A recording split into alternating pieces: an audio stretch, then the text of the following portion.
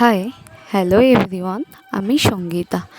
সঙ্গীতা লাইফস্টাইলে সকলকে অনেক অনেক স্বাগত। আজ আপনাদের সাথে শেয়ার করব, আমরা গেছিলাম নাসিক থেকে বেশ খানিকটা দূরে ত্র্যম্বকেশ্বর জ্যোতির্লিঙ্গ, যেটা শিবের 12 জ্যোতির্লিঙ্গের একটা। আর এই যে মন্দিরে যেতে আমার কিন্তু ভীষণ ভীষণ ভালো লাগে, তার কারণ আলাদাই একটা শান্তি মেলে ভগবানের কাছে গেলে। হয়তো অনেকের মনে হয় বাড়িতেও তো আমরা পুজো করি, ভগবান থাকে, সে তো থাকেই আমাদের সবার ঘরেই, বাট মন্দিরে গেলে না আলাদাই একটা শান্তি, আলাদাই। সত্যি মনে হয় যেন ভগবানের বাস, ভগবানের নিজের ঘর, এমনটাই কিছু মনে হয়।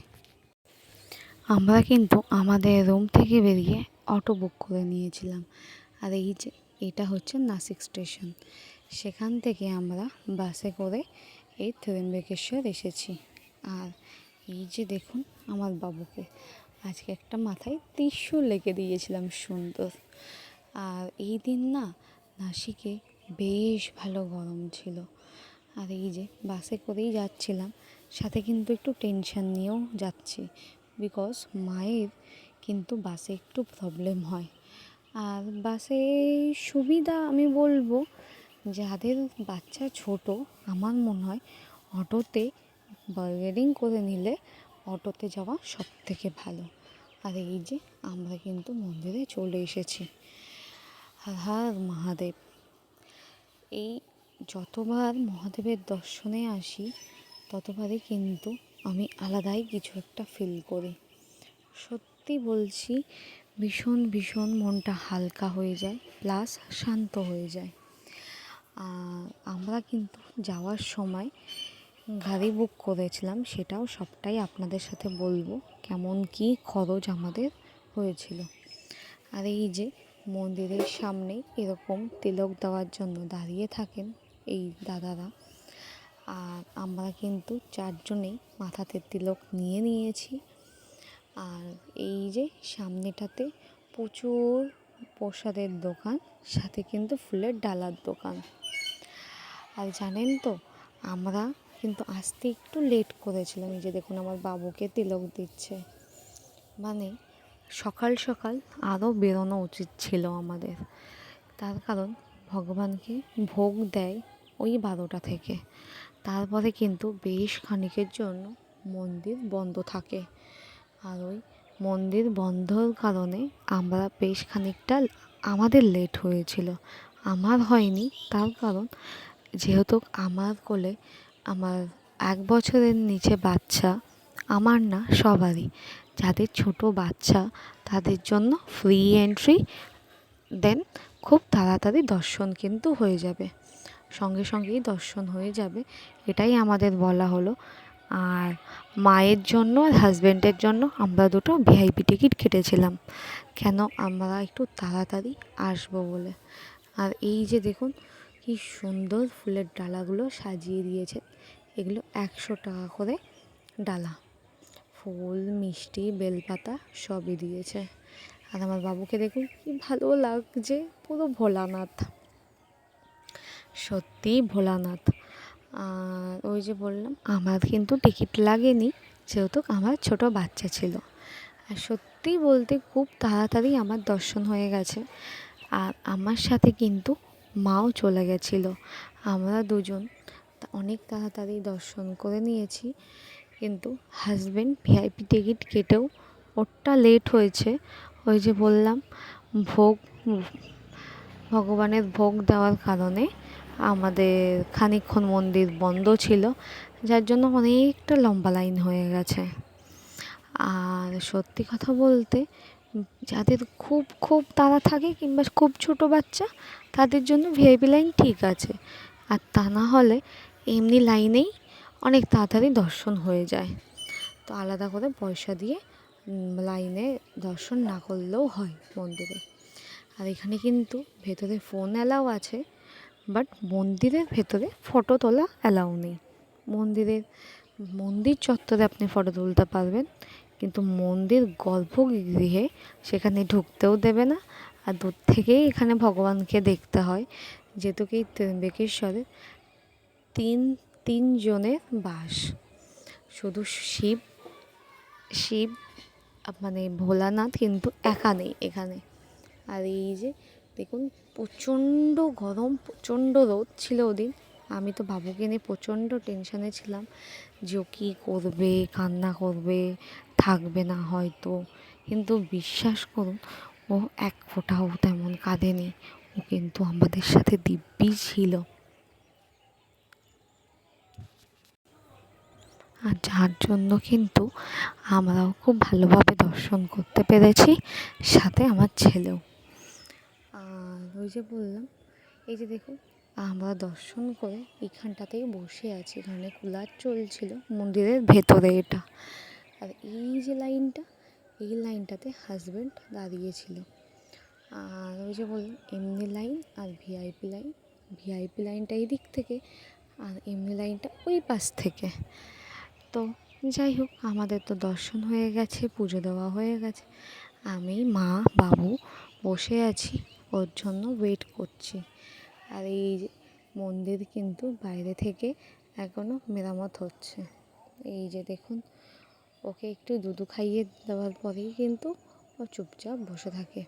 ওর আর কোনো প্রবলেম নেই। আমার ছেলেটা সোনা ছেলে। এই যে বললাম, আমরা এই ফাঁকা জায়গাটায় বসে আছি। এই সবাই যাদের 1 বছরের ছোট বাচ্চা, তারা কিন্তু সবাই এখানেই তাড়াতাড়ি পুজো দিয়ে এখানে এসে বসছিল। আর ওই যে বললাম, ভোলানাথ চাইলে সবটাই সম্ভব, অনেক তাড়াতাড়িই সম্ভব।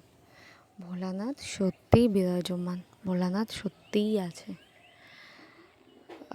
তোমরা কে কে গেছো ত্র্যম্বকেশ্বর মন্দির, আর তা সবার কেমন লেগেছে সেটাও কমেন্টসে জানিও, তোমরা যদি কেউ গিয়ে থাকো।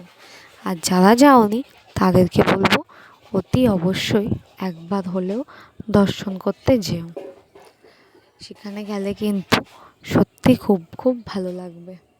তো এই নিয়ে আমরা কিন্তু দুটো শিবের জ্যোতির্লিঙ্গ দর্শন করলাম, একটা কেদারনাথ আর একটা ত্র্যম্বকেশ্বর। এই যে দেখুন, এটা কিন্তু মন্দিরের ভেতরে। আমি দূর থেকেই লাইনে দাঁড়িয়ে মন্দিরের ভেতরে ভিডিও করছিলাম। তো মন্দিরটা প্রচণ্ড, মানে পুরো কালো পাথরের তৈরি কিন্তু মন্দির। আর কত যে পুরনো সেটা দেখলেই বোঝা যায়। আর ওই যে ওই পাশ দিয়ে লাইন দিয়ে ঢুকতে হয়েছে, আর আমাদের জন্য কিন্তু, বাচ্চাদের মায়েদের জন্য এই পাশ থেকে। আর এখানে বাসে, আমি বলবো বাসে যাওয়াটা খুব বোকামি। তার কারণ বাসে কিন্তু খুব লেট করে, সব স্টপেজ নেয়। তো গাড়ি বুক করে গেলেই ওটা সব থেকে ভালো। গাড়ি বুক করে গেলে একবারে আপনি যেতে পারবেন। আর আমাদের মনে হয় আসার টাইমে, গাড়ি বুক করে আসার টাইমে পার হেড 200 টাকা করে পড়েছিল। হ্যাঁ, আমি, মা আর আমার হাজব্যান্ড, আমরা তিনজন ওই 600 টাকা মতো দিয়ে আমরা এসেছি নাসিক অবধি। আমাদের কিন্তু নাসিক থেকে আবার বাড়ি আসার জন্য একটা অটো বুক করতে হয়েছে। আর এই নাসিকে বলুন, পুনেতে ওলা উবের চলে, কিন্তু এই নাসিক এই জায়গাটাতে ওলা উবেরের থেকে অটোটা অনেক বেশি বেটার। হ্যাঁ, বাসে আরও বেশি কম, কিন্তু কম হলে কি হবে, ওই যে ভাড়া কম হলে সব স্টপেজ নেবে। আর আপনি অটো বুক করে গেলে আপনি আপনার মতোই যেতে পারবেন। এটাই কিন্তু একটা সুবিধা, একটু না অনেকটাই সুবিধা। তো আমার মতে ওই অটো বুক করে যাওয়াটা নাসিক থেকে খুব খুব বুদ্ধিমানের কাজ হবে। বাসে যাওয়াটা একটু হেজিটেট হয়ে যায়। হ্যাঁ, এবার বাসে যাওয়া যায় না কেন, বন্ধু বান্ধবীরা থাকলে বাসে সবাই মিলে যাওয়া যায়। কিন্তু এই শুধুমাত্র বাচ্চা থাকলে কিন্তু বাসে যাওয়াটা খুবই চাপের। তাই আমার মতে বাচ্চা থাকলে গাড়ি কিংবা অটো বুক করে যাওয়াটা ভালো। আর এই যে দেখুন মন্দিরটাতে কিন্তু কাজ চলছে। আর আমরা তো উপোস করেই গেছিলাম, আমরা 3 জনই উপোস করে গেছিলাম, আমি, মা, হাজব্যান্ড। তো আমাদের পুজো দেওয়া কমপ্লিট, এবার বেরোতে হবে, কেন আমাদের অনেকটা রাস্তা যেতে হবে, বাড়ি পৌঁছাতে হবে, বাড়ি গিয়ে আবার বাড়ি আসার জন্য প্যাকিং করতে হবে। সে প্যাকিং আমাদের কিন্তু বাকি, যার জন্য আবার একটু আমাদের তাড়াহুড়োও ছিল। ওর জন্যই তো বললাম যে আসার সময় আমরা অটো নিয়েছিলাম, সরি অটো না, আমরা গাড়ি বুক করেছিলাম। তো এই যে এতটাই গরম, জায়গায় জায়গায় কিন্তু জল ফেলা আছে, যাতে সবার পা ফেলতে কোনো কষ্ট না হয়। আর সেটাই আমরাও দাঁড়িয়ে বেশ কয়েকটা ফটো তুলে, আমি তো ভেতরে তেমন একটা ফটো তুলিনি, বিকজ বাবুর কষ্ট হবে দেখে। আমি যা তুলেছি একটু বাইরে আর ছাদে, মানে কি বলবো, ছাওয়ার দিকে এসে। ওকে কষ্ট দিয়ে ছবি তোলার ইচ্ছা আমার নেই। ওর কষ্ট হলে আমারও অনেকটা কিন্তু কষ্ট হয়, সহ্য করতে পারি না বাবুর কষ্ট। আমি কেন, কোনো মাই পারে না তার সন্তানের কষ্ট। এবার আমাদের মন্দির থেকে বেরিয়ে কিন্তু খাওয়া দাওয়ার পালা। হ্যাঁ, আর বেশ কয়েকটা ছবিও তুলেছি। এই ছবিগুলো কিন্তু আমার মা তুলে দিয়েছে। আমার মাও কি সুন্দর ছবি তোলা শিখে গেছে, বেশ ভালো লাগে। মাকে বলি, মা এইভাবে একটু ছবি তুলে দাও তো, মা বলে দে। প্রথম মা পারতো না, বাট এখন কিন্তু বেশ ভালো ভালো ছবি তুলে দেয় আমার। আমি তো আগে যখন মা আমার কাছে ছিল, মানে আমি মা ঘরে থাকতাম, তখন কিন্তু আমার অনেক ছবি ভিডিও ধরে দেওয়া এগুলো মাই করে দিত। তো ভিডিওটা কেমন লাগলো জানাতে কিন্তু ভুলবে না। আর ভিডিওটা ভালো লাগলে অতি অবশ্যই একটা লাইক, কমেন্টস, শেয়ার করে যাবেন। আর কারা কারা ত্র্যম্বকেশ্বর টেম্পল দর্শন করেছেন সেটাও কিন্তু জানিও। আর তোমাদের কেমন লেগেছে সেটাও আমার সাথে কিন্তু শেয়ার করো। ভিডিওটা সকলের সাথে শেয়ার করতে অনেক লেট হয়ে গেছে, বিকজ এই দিন আমাদের রাতে ট্রেন ছিল। দেন প্যাকিং করে আবার একটু রেস্ট হয়নি আমাদের, প্যাকিং করে বেরিয়ে আসার পালা। আর পুজো দেওয়ার পরে কিন্তু আমরা খেতে বসেছিলাম। মা নিয়েছিল পুরো ভেজ থালি, আর ও নিয়েছিল মেদু বড়া আর ইডলি, আর আমি কিন্তু নিয়েছিলাম ধোসা। তো মা খাচ্ছে, মাকে বললাম, মা খেয়ে দেখো কেমন টেস্ট, ঠিকঠাক আছে কি না। মা বললো হ্যাঁ ঠিক আছে। তো আমি মায়ের থেকে একটুখানি টেস্ট করছিলাম, মা বলছে তুই আমার থেকে খা। আর এই যে আমার বউ কিন্তু ঘুমিয়ে পড়েছে, তাই আমি ওকে বললাম সাইডে শুয়ে রেখে খাওয়া যাবে। ও মেদু বড়া আর ইডলি খাচ্ছে, আর আমার ধোসা এখনও এসে পৌঁছায়নি আমার কাছে। আর বাবু যতক্ষণ ঘুমাচ্ছে আমরা ততক্ষণ সেই ফাঁকেই খেয়ে নিচ্ছি। আর খাওয়া দাওয়ার পরে কিন্তু আমরা একটু কেনাকাটি করেছিলাম। কেনাকাটি বলতে ওই এই যে এখানে আমার মশলা ধোসা, সাম্বার আর নারকেলের এই চাটনি খুবই ভালো বানিয়েছিল, খুবই ভালো। ধোসাটাও খুব সুন্দর ছিল। আর ওই মায়ের ভেজ থালির মধ্যে না একটা মারাঠি স্টাইলের বেগুনের তরকারি বানিয়েছিল, ওই সাদা বেগুন দিয়ে। যেই ওই বেগুনের রেসিপিটা আমার খুব ভালো লেগেছিল। তো ওর তো খাওয়া হয়ে গেছে, আমি ওকে বলছিলাম যে আমার থেকে খাওয়ার জন্য, যে খেয়ে দেখ বেশ ভালো বানিয়েছে। তো বললো না আমি খাবো না, আমার হয়ে গেছে, তোরা তাড়াতাড়ি খা, কেন বাড়ি যেতে হবে। দেন আবার আমাদের অনেক প্যাকিং ছিল।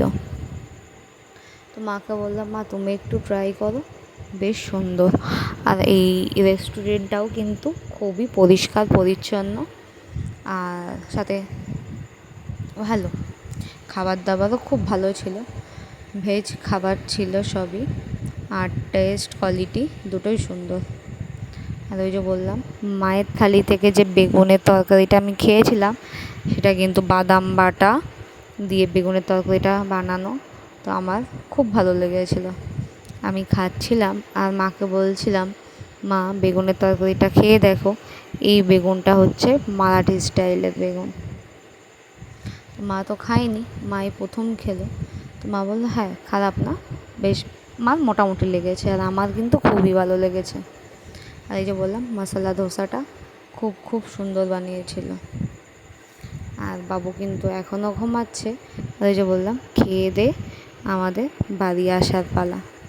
আর এই যে দেখুন, মন্দিরটা দূর থেকে ঠিক এরকম দেখাচ্ছে, পেছনেই কিন্তু অনেক অনেক বড় পাহাড়, আর তার নিচে কিন্তু এই এত উঁচু মন্দিরটা দেখুন কত ছোট লাগছে।